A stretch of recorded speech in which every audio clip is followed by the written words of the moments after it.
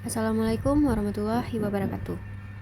Pada video ini kami akan mempresentasikan sebuah aplikasi yang berjudul Aplikasi Penerjemah Bahasa Isyarat. Aplikasi ini dirancang untuk membantu mempermudah komunikasi antara penyandang tunarungu dan masyarakat umum, khususnya bagi mereka yang belum memahami bahasa isyarat. Selanjutnya saya akan memperkenalkan anggota kelompok yang terlibat dalam pembuatan aplikasi ini. Proyek aplikasi penerjemah bahasa isyarat ini disusun oleh kami sebagai satu tim yang terdiri dari Reva Maulida, Intan Suhana, Sukia Rizka, dan saya sendiri Rizka Melia Akbar. Kami bekerja sama dalam menyusun permasalahan solusi desain sistem hingga tampilan aplikasi.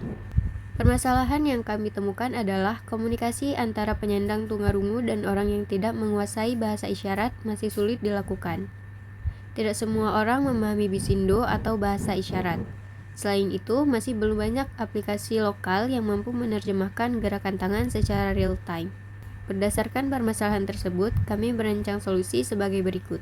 Solusi yang kami tawarkan adalah sebuah aplikasi yang mampu mengenali gerakan tangan pengguna melalui kamera, foto, atau video. Gerakan tangan tersebut kemudian dikonversi menjadi teks. Aplikasi ini menggunakan dataset Bisindo agar hasil terjemahan lebih relevan dengan pengguna di Indonesia. Selain itu, aplikasi dirancang dengan antarmuka yang sederhana dan mudah digunakan di perangkat mobile. Untuk memahami cara kerja solusi ini, berikut adalah desain alur sistemnya. Alur kerja sistem dimulai dari input data, di mana pengguna memilih sumber data berupa kamera live, video, atau foto. Kemudian, sistem melakukan proses pre-processing dengan mendeteksi posisi tangan menggunakan OpenCV dan MediaPipe. Selain itu, digunakan ekstraksi fitur, yaitu pengambilan titik koordinat dari jari dan telapak tangan. Selanjutnya, sistem melakukan klasifikasi isyarat berdasarkan dataset yang digunakan. Hasil akhirnya akan ditampilkan dalam bentuk teks. Dalam pengembangan aplikasi ini, Python digunakan sebagai bahasa pemrograman untuk logika sistem dan pengolahan citra. Library OpenCV dan MediaPipe digunakan untuk mendeteksi gerakan dan posisi tangan. TensorFlow atau PyTorch digunakan untuk proses pengenalan pola isyarat. Tampilan aplikasi mobile dibuat menggunakan Flutter atau Android Studio, sedangkan penyimpanan data menggunakan Firebase atau SQLite. Teknologi tersebut dijalankan menggunakan metode tertentu. Metode yang digunakan dalam sistem ini adalah computer vision untuk mendeteksi dan mengenali bentuk tangan melalui pengolahan citra digital. Selain itu, digunakan metode deep learning dengan Convolutional Neural Network atau CNN untuk mengklasifikasikan pola tangan berdasarkan dataset Bisindo. Dilakukan juga proses grouping, normalisasi, dan ekstraksi fitur dari citra tangan.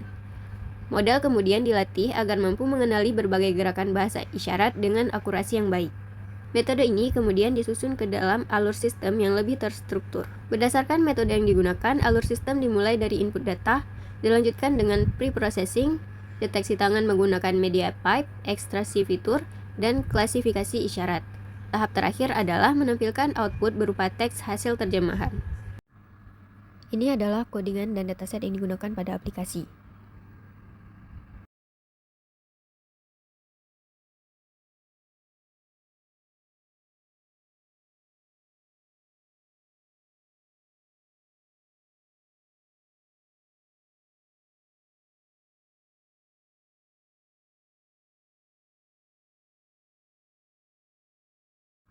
Setelah program dijalankan, sistem membaca dataset dan memproses input bahasa isyarat.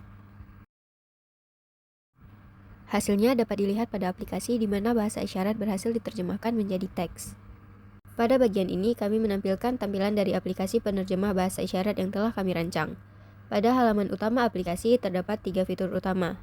Pertama adalah live kamera, kedua upload video, dan fitur ketiga adalah upload foto. Pertama, kami akan mencoba fitur live kamera. Fitur live kamera digunakan untuk mendeteksi gerakan bahasa isyarat secara langsung melalui kamera perangkat. Pada saat kamera aktif, sistem akan membaca gerakan tangan pengguna secara real time dan menampilkan hasil terjemahan dalam bentuk teks. Fitur ini memudahkan pengguna untuk berkomunikasi secara langsung tanpa perlu merekam terlebih dahulu. Selanjutnya, kami membuka fitur upload video. Pada fitur ini tersedia opsi untuk memilih video yang berisi gerakan bahasa isyarat, kemudian video tersebut diunggah ke dalam aplikasi. Setelah video diunggah, sistem akan memproses video dengan mendeteksi gerakan tangan yang ada di dalamnya dan menampilkan hasil terjemahan berupa teks. teks. Berikutnya, kami membuka fitur upload foto. Pada fitur ini terdapat dua opsi, yaitu mengambil foto langsung dari kamera dan memilih foto dari galeri.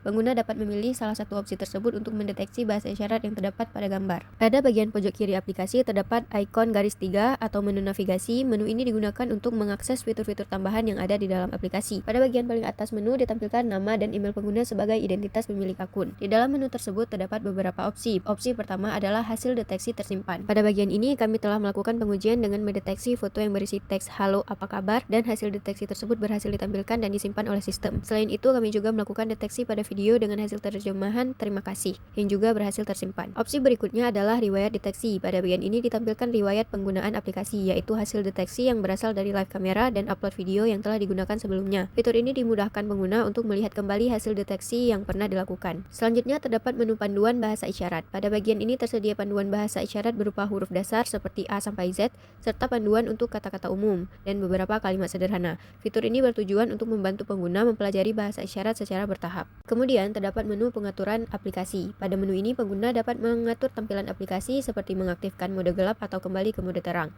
Selain itu juga ditampilkan versi aplikasi terbaru yang sedang digunakan. Menu terakhir adalah kirim masukan. Pada bagian ini pengguna dapat memberikan komentar, saran, atau masukan secara bebas. Fitur ini disediakan agar aplikasi dapat terus dikembangkan ke depannya dengan inovasi-inovasi yang lebih maju dan lebih baik. Sebagai kesimpulan, aplikasi penerjemah bahasa isyarat ini mampu menjadi solusi untuk membantu komunikasi antara penyandang tunarungu dan masyarakat umum. Aplikasi ini dapat mengenali gerakan tangan dan menerjemahkannya menjadi teks. Selain meningkatkan inklusivitas sosial, aplikasi ini juga berpotensi untuk dikembangkan dan diterapkan di sekolah inklusi, rumah sakit, serta instansi pelayanan publik. Demikian presentasi yang dapat kami sampaikan. Terima kasih. Assalamualaikum warahmatullahi wabarakatuh.